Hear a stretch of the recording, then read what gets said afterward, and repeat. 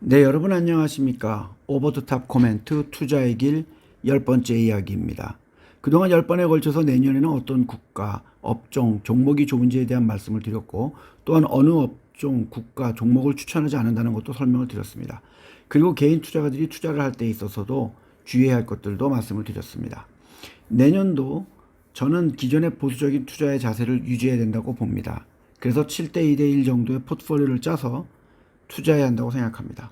즉 70%는 안정적인 현금, 고배당을 주는 주식들을 집어넣은 고배당 ETF 또는 연 10%의 이자를 분기마다 2.5%씩 지불하면서도 부도율이 상당히 낮은 안전한 자산운용사의 상품 등에 투자를 해야 한다고 봅니다.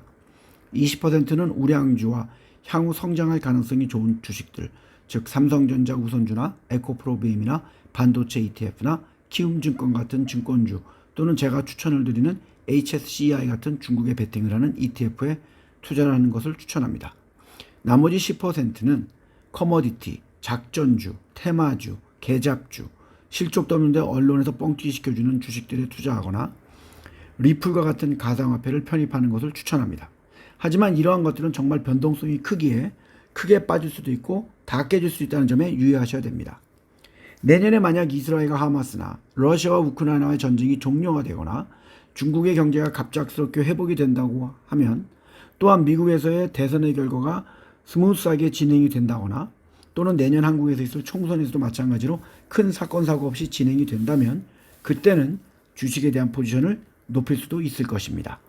하지만 유동성이 없는, 즉 환금이 쉽게 되지 않는 토지, 임야, 부동산, 아파트, 건물 같은 것들에 투자하시는 걸 추천하지 않습니다. 또한 개인 투자가는 미지의 세계를 탐구하려고 하면 안 됩니다. 가보지도 않은 나라, 본 적도 없는 나라의 채권에 투자를 한다거나 주식에 투자한다는 것은 추천을 드리지 않습니다.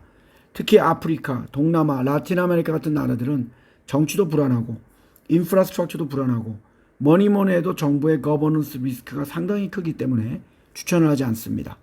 또한 그러한 나라들의 환율에 연계한 상품에 투자하는 것도 하시면 안 됩니다. 또한 남의 불행을 기뻐하면서 공매도를 친다거나 또는 빠지면 3배 레버리지를 해서 더 많이 먹는 그러한 남의 불행에 웃는 상품들은 개인 투자가들은 손을 대시면 안 됩니다. 장이 오르면 3배로 손해를 보기 때문입니다. 선택과 집중도 상당히 중요합니다. 10개에서 20개의 ETF와 주식들에 투자를 하는 것보다는 업종과 종목을 선택해서 1개 내지는 2개로 투자 종목을 줄여야 합니다. 투자를 해놓고 매일매일 매시간마다 심지어 30분마다 자기의 포트폴리오를 보는 그러한 MBTI를 가지고 있는 성격의 투자가라면 저는 솔직히 1년에 10% 이자 주는 상품에 투자하는 것을 추천드리며 또는 고배당을 주는 ETF를 추천합니다. 일단 밤에 발을 뻗고 잠을 잘 수는 있을 것입니다. 또한 회사 이름이 영어로 되어 있는데 발음도 안 되고 의미도 모르는데 유행하는 테마, 즉 지금은 AI나 로봇 또는 초전주책이죠. 그러한 것들을 마구 회사의 영업 영역에 집어넣고 회사 이름에도 그러한 단어를 넣고 바꾸는 회사들이나 코스닥에 상장이 되어 있는데 실적도 없는 회사들에게는 개인들은 투자를 하시면 안 됩니다. 꼭 하시고 싶으면 7대 2대 1의 계잡주에 들어갈 돈을 투자하시면 됩니다. 이상으로 세미나에서 나왔던 내용들을 정리한 투자의 길이 끝이 났습니다. 이번 주부터 다음 주까지 저는 또 많은 세미나가 예정이 되어 있습니다. 이번에도 세미나가 끝나면 간단히 정리해서 다시 올릴 예정입니다. 그럼 모두 성투하시길 바랍니다. 감사합니다.